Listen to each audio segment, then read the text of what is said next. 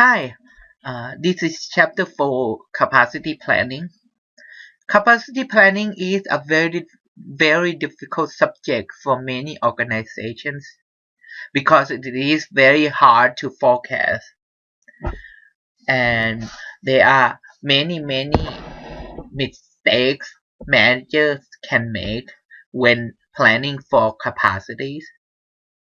Sometimes when the company plans for too much capacity, a lot of money can be wasted, or too little capacity sometimes can also cost the company the fortunes or loss of opportunity to make money.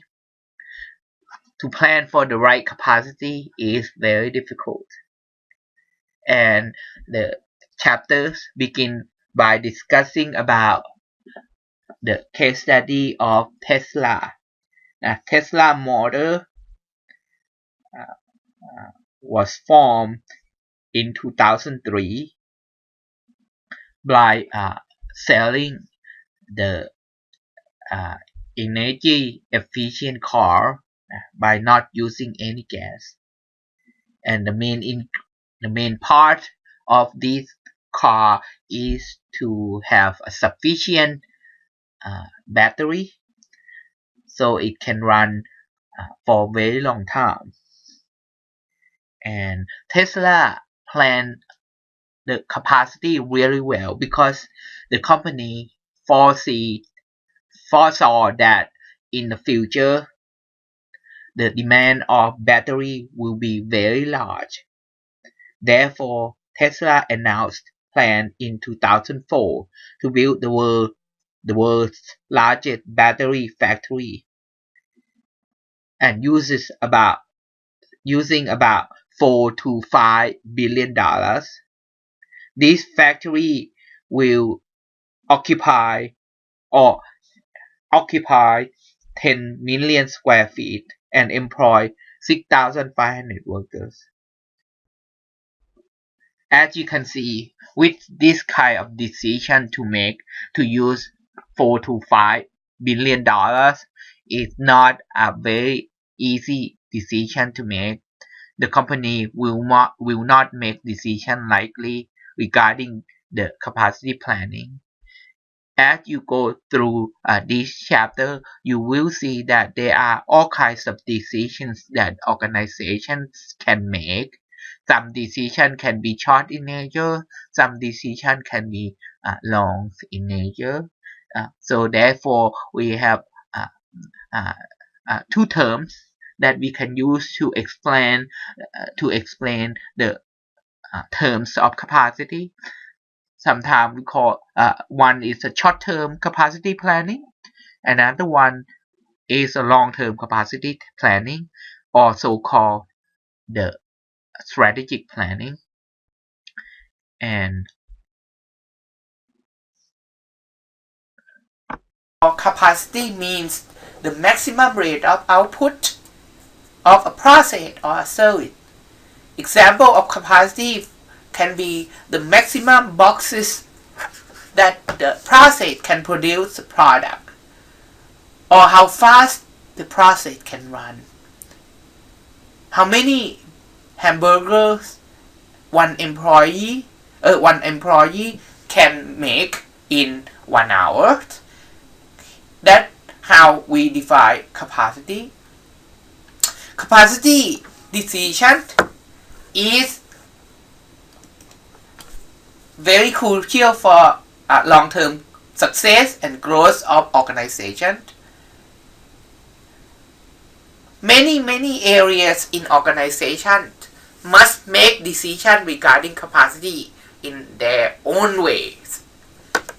Capacity planning can be done in two specific timing. The first one we call long-term capacity planning.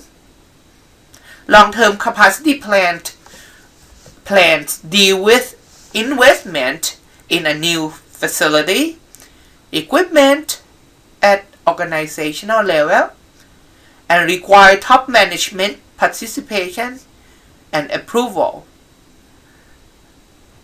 Normally, long-term capacity planning may take longer than at least 2 years into the future, and will consider long-term capacity planning as capital intensive, meaning long-term capacity planning take too much investment of organization. On the other hand, short-term or operational level capacity planning can be used to solve short-term problem in organization. Okay. Short-term capacity planning may include hire additional workforce, using overtime to deal with inventory problem, or have a safety stock or buffer for an extra inventory. Mostly, short-term capacity planning is dealt by operational or middle management people.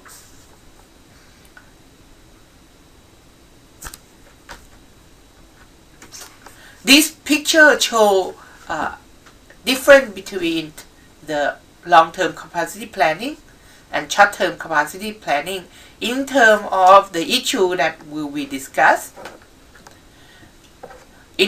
Regarding long-term capacity planning, the issue regarding something in the big picture, like example, economies and this economy of scale, the timing and sizing of the capacity, or the systematic approach to make decisions regarding capacity.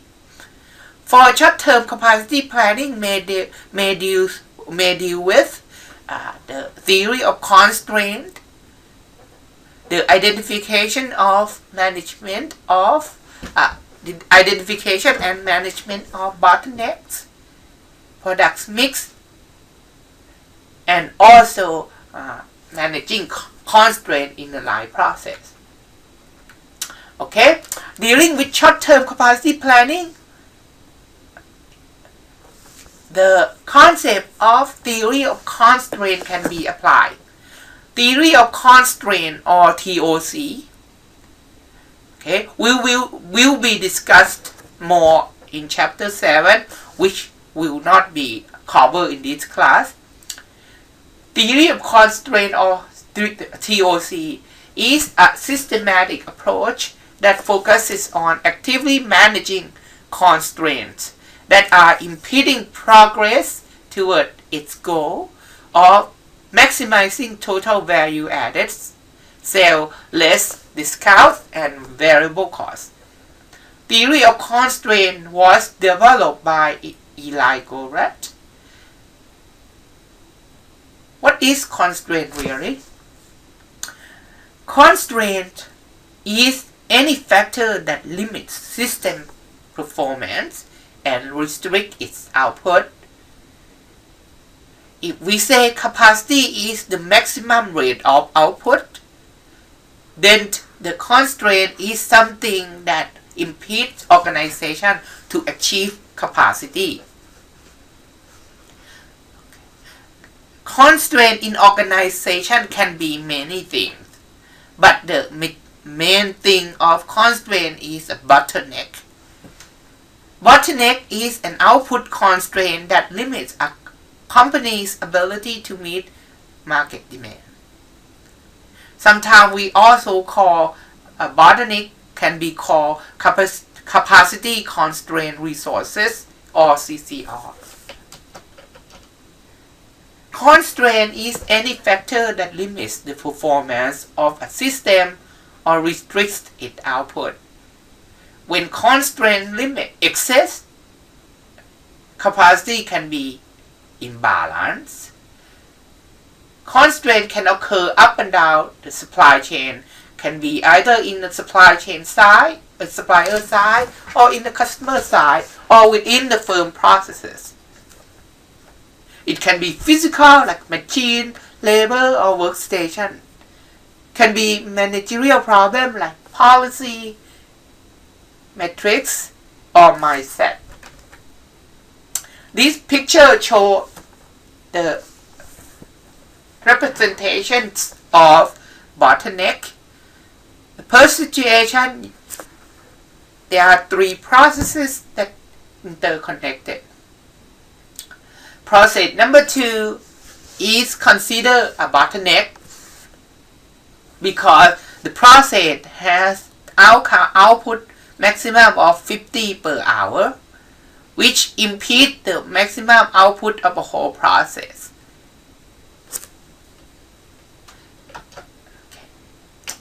Okay, with that in mind, if we find out that process number 2 creates bottleneck, we must identify the problem and get rid of the problem by adding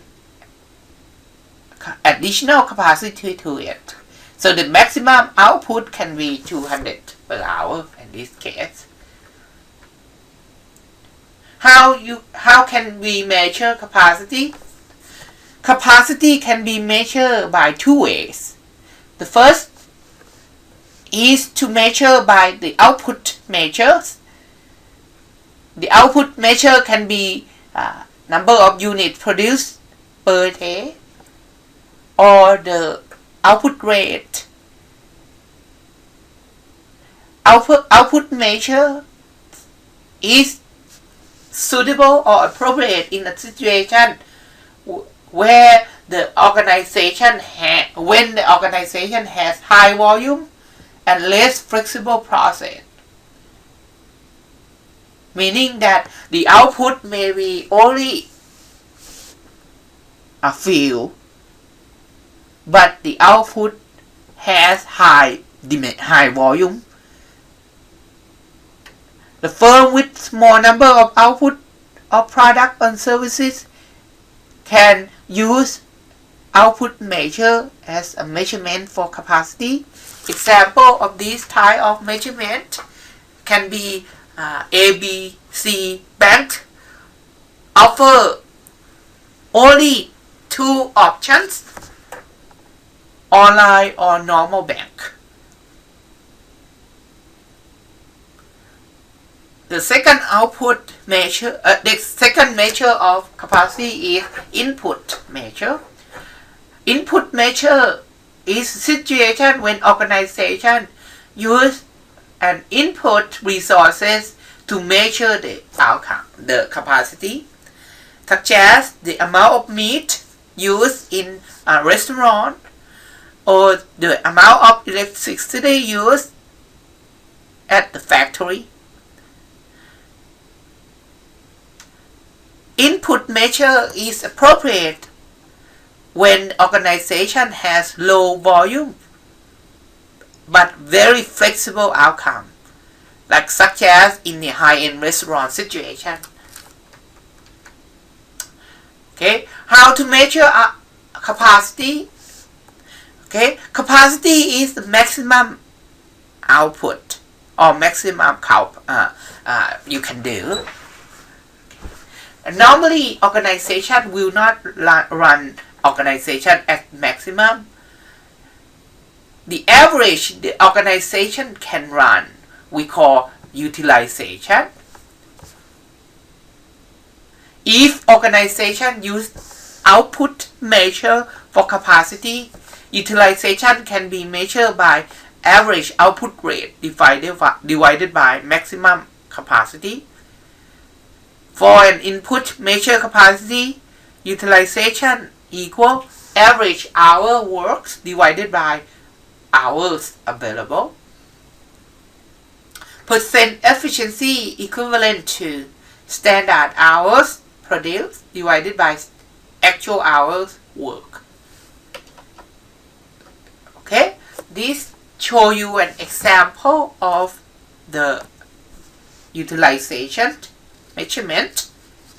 In this example is Dahlia Medical Center. This center is responsible for delivering baby. Okay, so in this situation, okay, happened in 3 facilities that we are interested. One facility we call labor room. Second facility we call labor and delivery rooms. And the last facility we call delivery room. Okay, so in this example, okay, we're gonna go to exercise number 1. In this exercise, okay, we are going to use the area in the blank area to complete the exercise.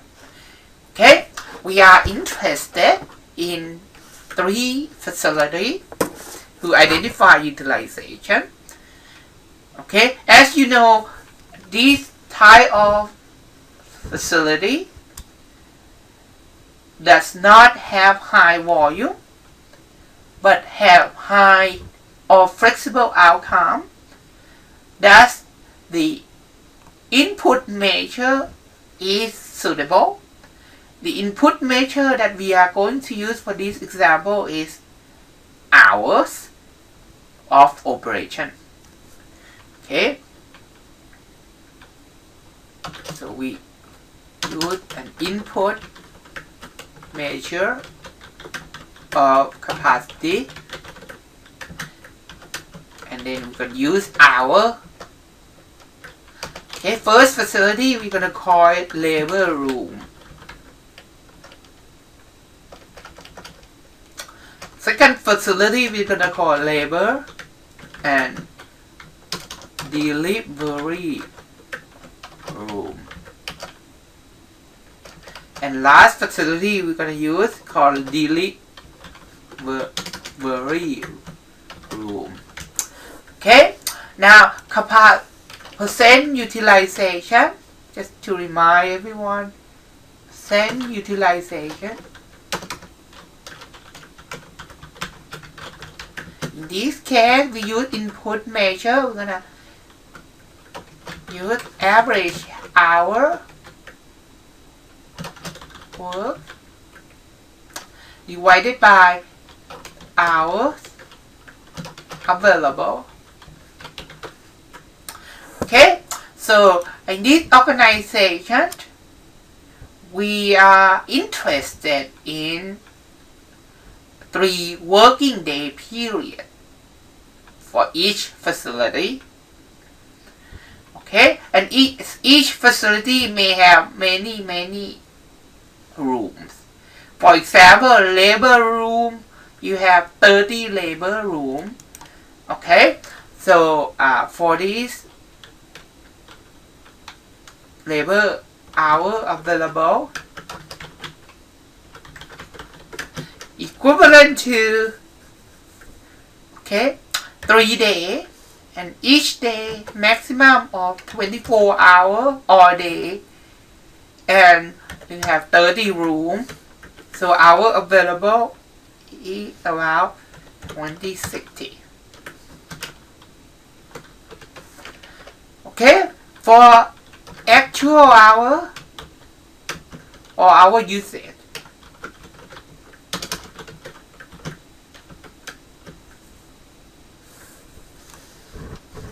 okay, in this facility, 60 babies were born on the labor room, and on average, time spent in labor room is about a day.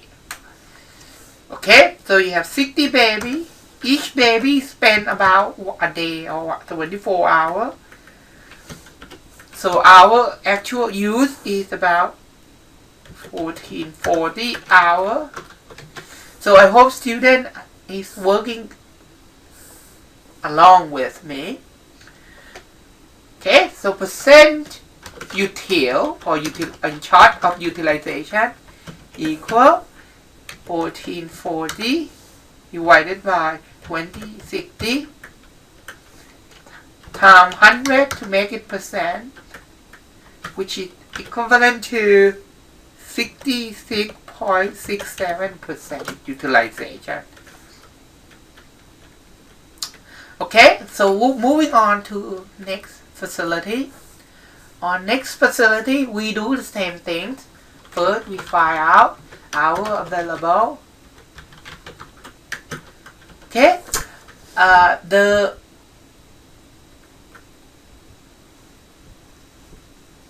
labor and delivery combination, you have about 15 combination room.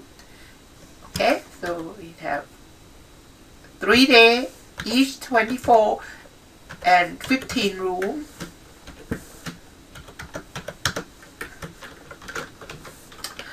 Okay, and then actual hour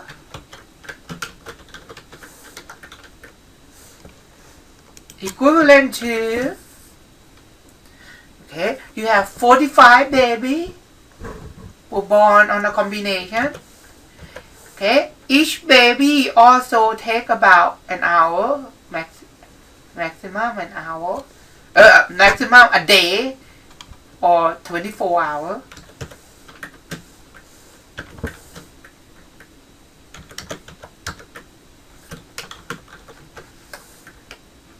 Okay, so percent util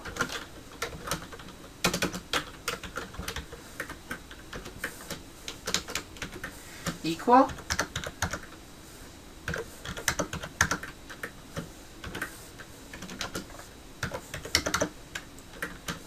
or 100%.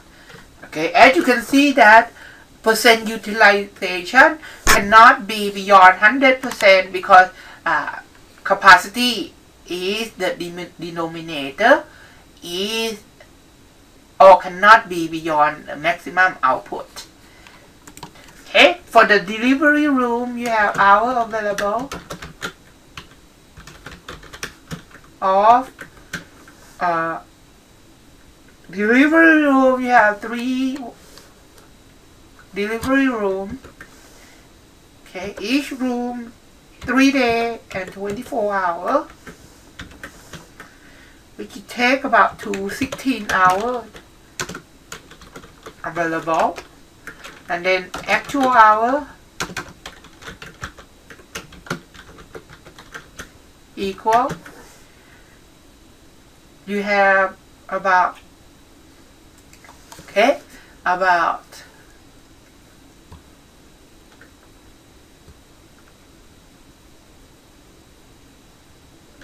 okay, 60 baby will also be delivered, and each delivery room take about 1 hour.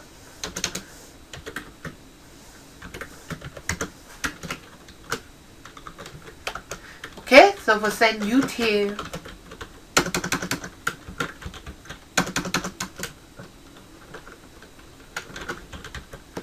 equal 60 divided by 216 times 100, or about 27.78%.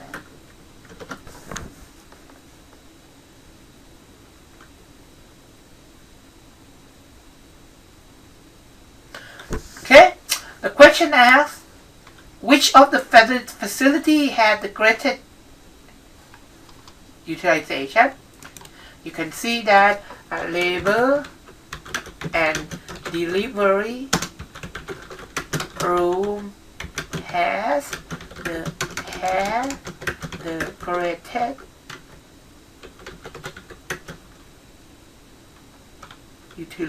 percent utilization.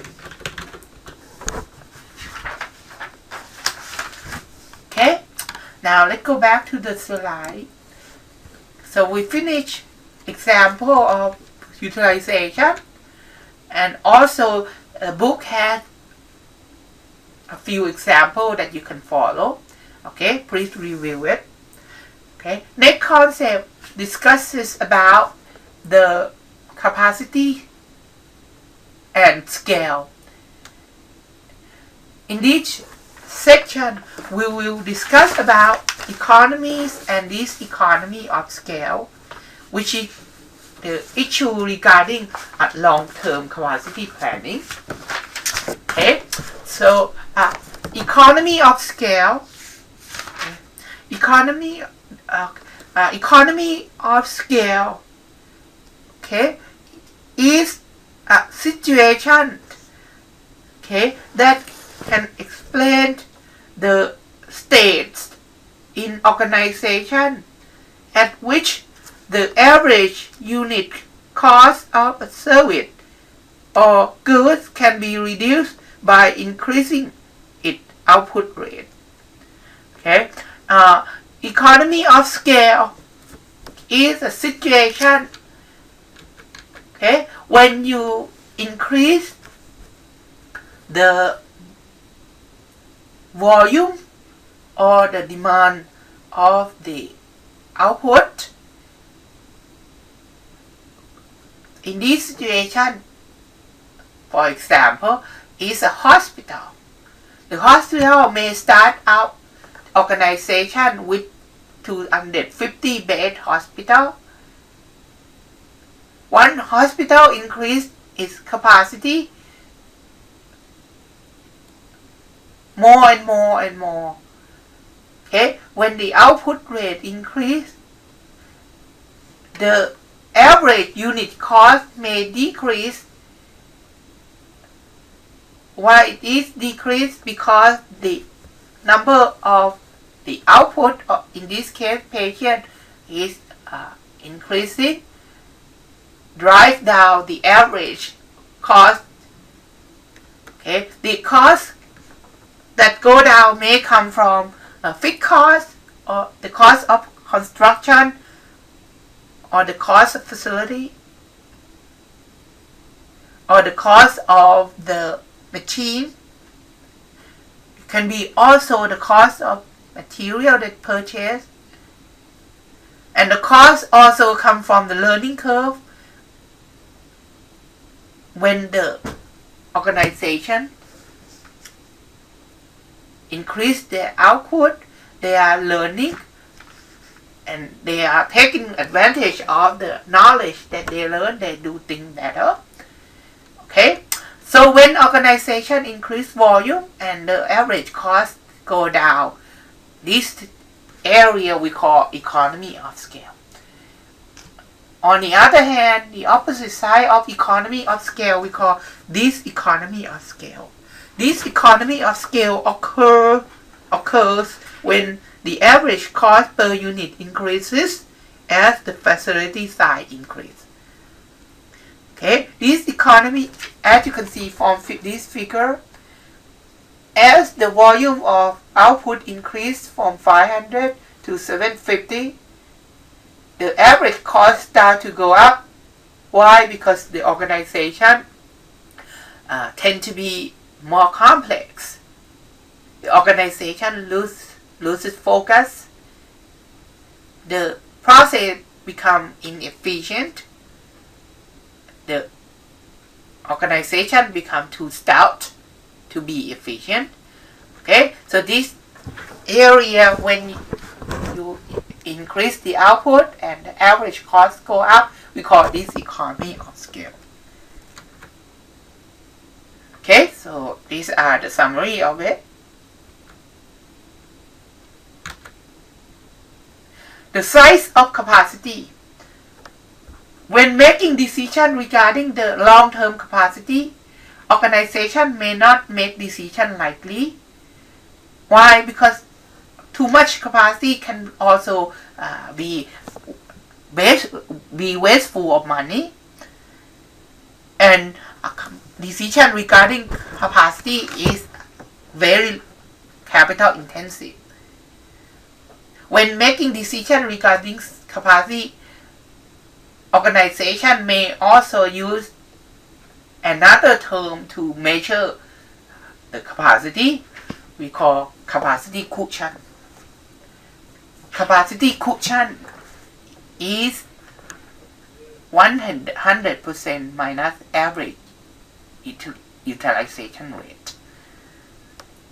Okay, now let's look at example. A capacity cushion is the amount of reserve capacity that a process has to handle a sudden increase in demand or temporary losses of production capacity. Capacity cushion is an inverse of percent utilization. Is considered a capacity level for just in case situation. In an operation, the example of capacity cushion can be safety stock, or in the service organization, capacity cushion can be extra people just in case for the volume to go up. Okay, this example number 2 discusses about the relationship between percent utilization and capacity cushion. Okay, so in this example, the current situation has an average of 50 customers per day. An observation shows that 50 customers per day is considered 90% utilization. Okay. So as you can see that percent utilization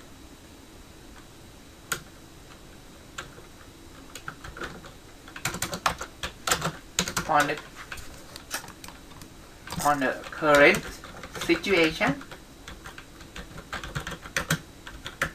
percent utilization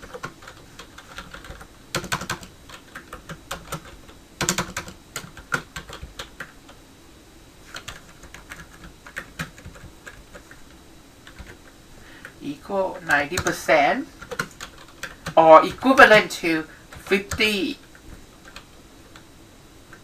customer per day. Okay, percent cushion is an inverse of utilization. So the current percent cushion equal 100% minus 90% or about 10%. Okay, percent cushion, sometimes we use term C to we use C to denote percent cushion. Okay, so capacity equal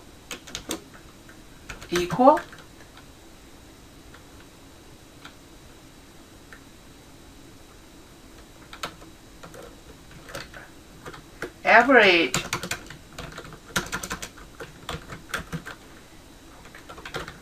customer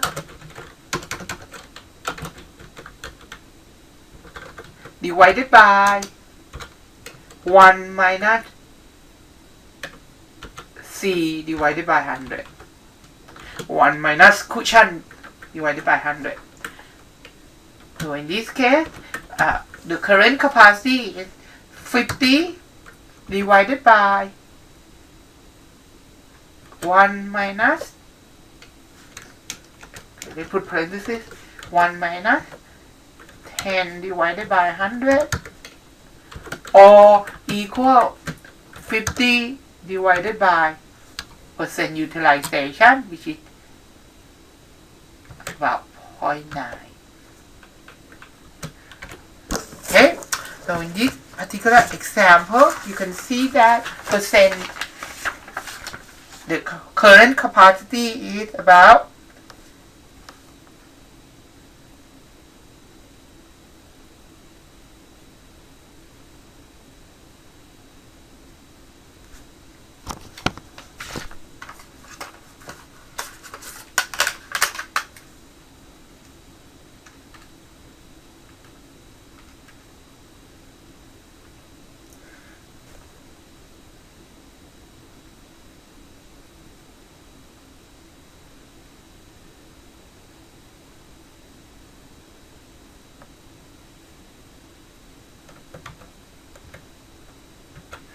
Okay, 55.5 customer.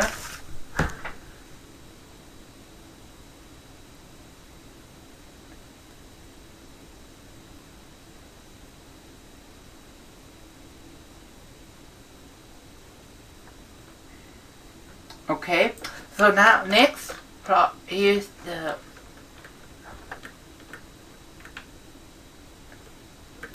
five-year. In the next 5 years. Okay, in the next 5 years, say that if the demand is expected to be 75 the current, so the average customer number will change to about 0.75 of the current 50, or about maybe 37.5 customer. Okay, and then this is considered equivalent to 5% cushion,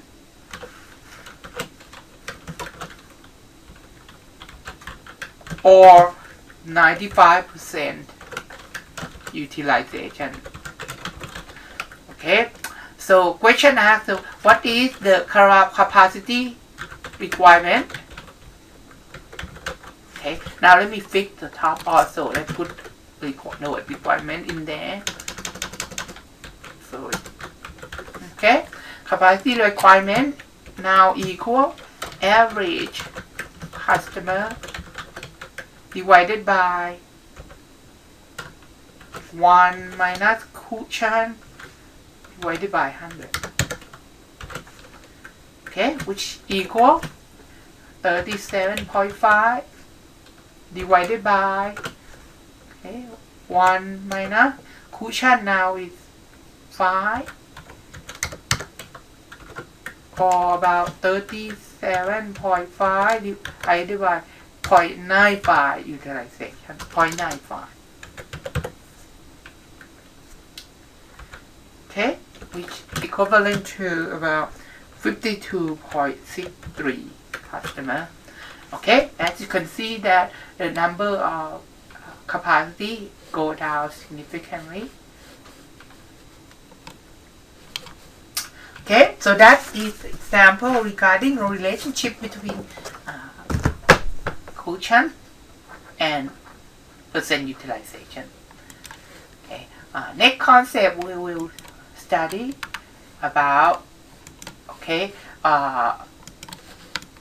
why do we need cushion, and what situation requires large cushion and what situation requires small cushion. Okay, as you can see, cushion is referred to an extra capacity for just in case situation. Small capacity is preferred in a situation when the organization has high capital intensive investment. Okay, such organization can be manufacturing in general, airline industry in the service, or cruise ship in the service. Okay, in this type of organization, when you have large capital investment, small cushion is preferable, because small extra capacity can mean extra money that to investment, just in case that in this type of organization the small capacity can mean a significant amount of money, which the intention is to be idle or to make no profit, to not use effectively. So it is very it suggests that small cushion is preferable in high capital intensive environment. In labor intensive environment, on the other hand, prefers large cushion. Example of labor intensive environment can be like a retail store or a service store in general. Okay, in situations that require a large cushion can be when customer expect fast delivery times, like a retail store, when demand vary very much, when future demand is uncertain, when customer change product mix regularly, when there are uncertainties in the supply, like for example, employee absenteeism, vacations or holidays period. Okay. The advantages of have a large cushion can be large cushion sometimes appropriate when demand varies, such as in the service industry, when future demand is uncertain, when there is new products offering, when supply is uncertain, such as level of workforce, vacation period, or rare raw material. The disadvantages of cushion can be the capacity can be unused and wasteful money. High cushion can show inefficient way of managing the process. Next concept is the size and capacity expansion. There are two strategies, at least three strategies for capacity expansion.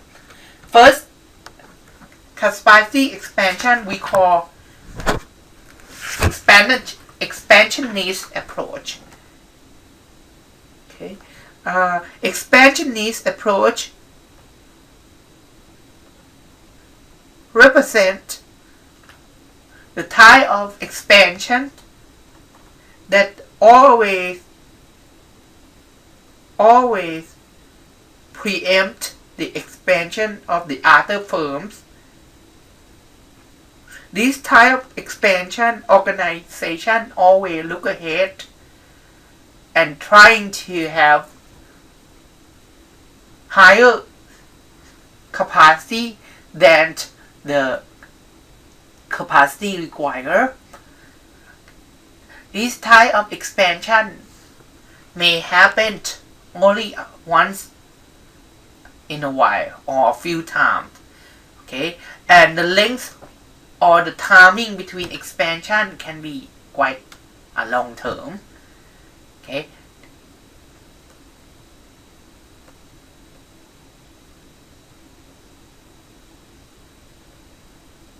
This type of expansion can result in economies of scale and a faster rate of learning, thus helping a firm reduces its cost and compete on price.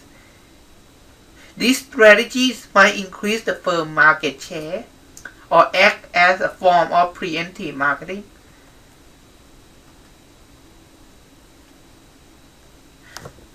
Next type of expansion we call wait and see. Okay, wait and see strategy is to expand in a smaller increments, such as by renovating existing facilities rather than building a new ones. Because the wait and see strategy follows demand, it reduces the risk of over expansion based on overly optimistic demand forecast. However, this strategy has its own risks, such as being preempted by competitors or being unable to respond if demand is unexpected to ignite. This type of capacity always lose the benefit because it's always under the capacity requirement. This type of capacity requirement happens very often, but each period of capacity expansion is considered a short-term approach.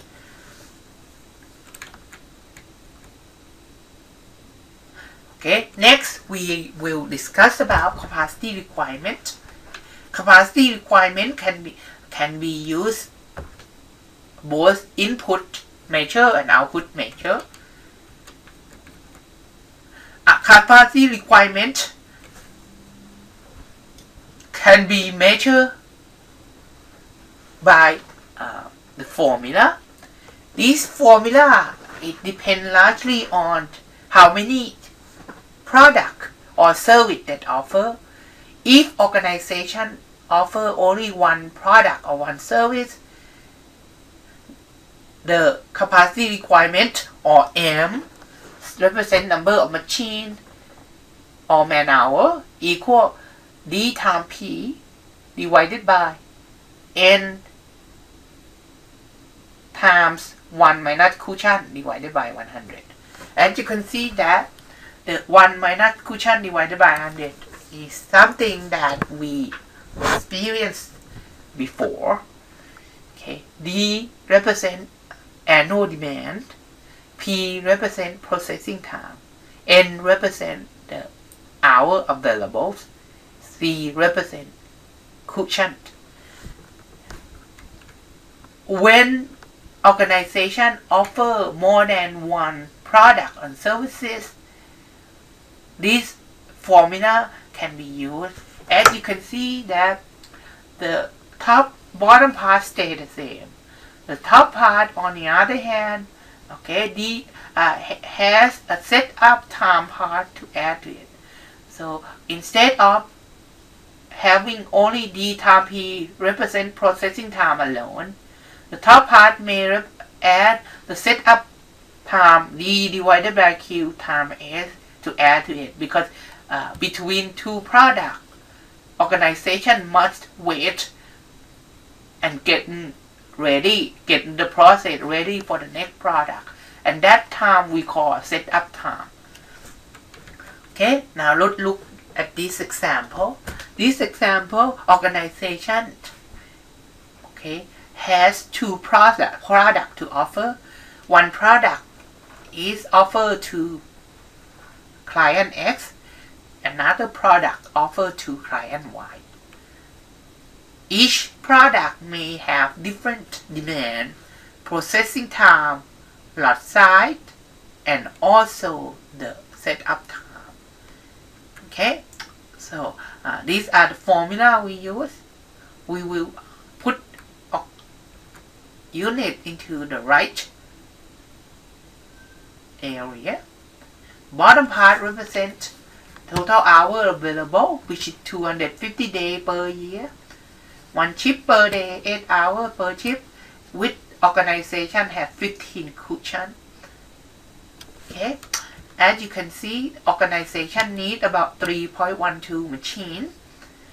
Always adjust upward, so at least 4 machine has to be bought. Okay, so we can experiment this on example number 3.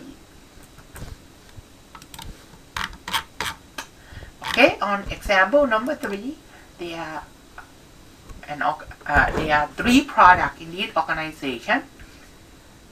Men's sandal, women's sandal, and children's sandal. Okay, and each product have different processing time, setup time, lot size, queue, and also demand. Okay, so we are going to use first machine equal. Okay, we take the top part, which is D times P. D mean demand, P mean processing time, so 30,000 times P times P. Okay, plus D divided by Q lot size.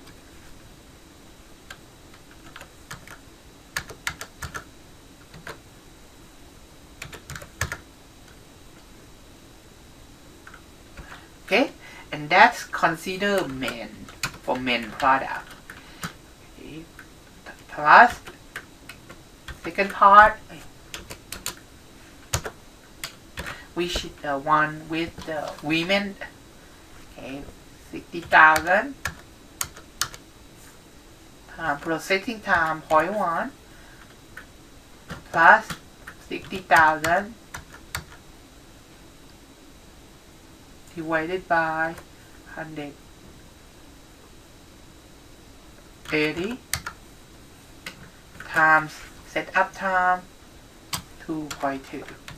Okay, as I look at this, I realized that I forgot the first part. I forgot to add the last piece, which is the setup time 0.5 on the MEM.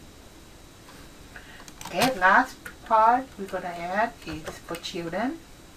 The children part is 120,000 times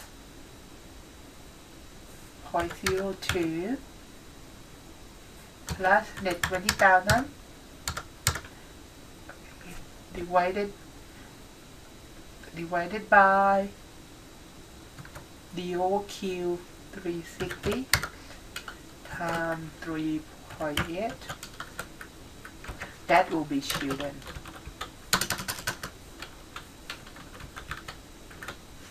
Okay, and all together with this, we're gonna maybe, let's see if I can draw some lines.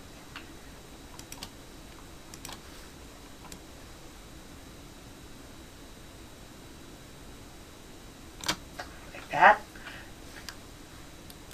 Okay, the bottom part will represent the hour available, and which is we have about 50 weeks per year, 5 days a week. So we have 5 days a week, 50 weeks per year. Okay, and we have each day you have 2 hours, 2 shifts, each shift 8 hours. Okay, all together, 1 minus cushion, we have 5% cushion divided by 100. Okay, now let me calculate it using my calculator a little bit.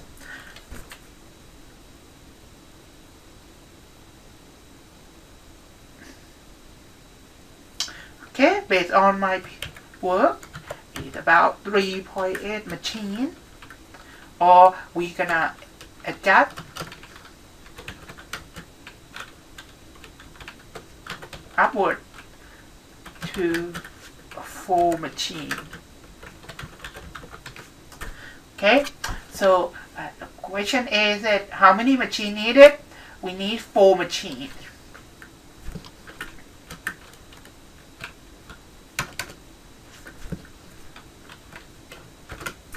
B said if the operations currently has 2 machines, what the capacity gap? So part B, capacity gap equal, okay, if you have 4 machines, you have 2, so capacity gap about 2 machines. Okay, which means you have to, if you want to invest additional, you must invest 2 more machines. Okay, and you guys have another example 4 to work on, and the answer is over here. So I hope you trying to work on it, and then make sure you compare with the result. Okay, now go back to the slide. So we learned about cushion, and I think that pretty much at the end of this chapter. Okay, I hope you practice on question number 4. Thank you so much.